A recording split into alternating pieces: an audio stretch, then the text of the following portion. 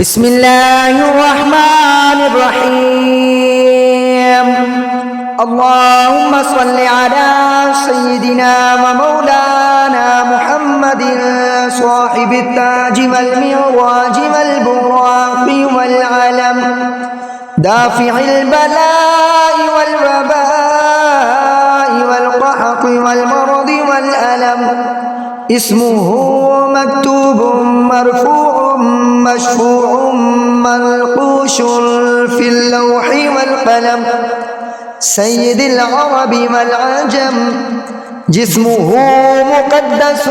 موطر مطهر منور في البيت والحرم شمس الضحى بدر الدجى صدر العلا نور الهدى صدر العلا نور الهدى كافي الورى صباح الظلم جميل الشيم شفيع الأمم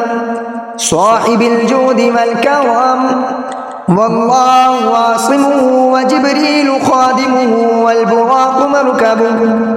والبراق مركبه والمعراج سفره وسدرة المنتهى مقامه وقاب قوسين مطلوبه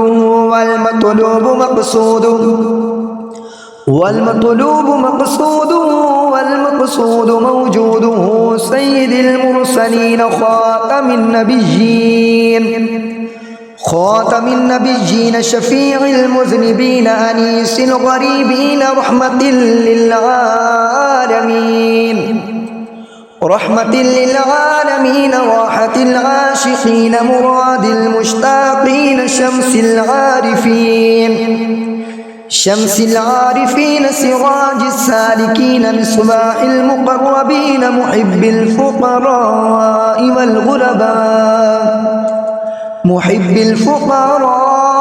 والغرباء والمساكين سيد الثقلين نبي الحرمين إمام القبلتين وسيلتنا في الدارين صاحب قاب قوسين محبوب رب المشرقين ورب المغربين جد الحسن والحسين مولانا ومولى الثقلين أبي القاسم محمد بن عبد الله نور من نور الله يا أيها المشتاقون بنور جماله بلغ الغلا بكماله كشف الدجى بجماله حسنت جميع خصاله صلوا عليه وآله وأصحابه وسلموا تسليما آمنت بالله صدق الله العظيم.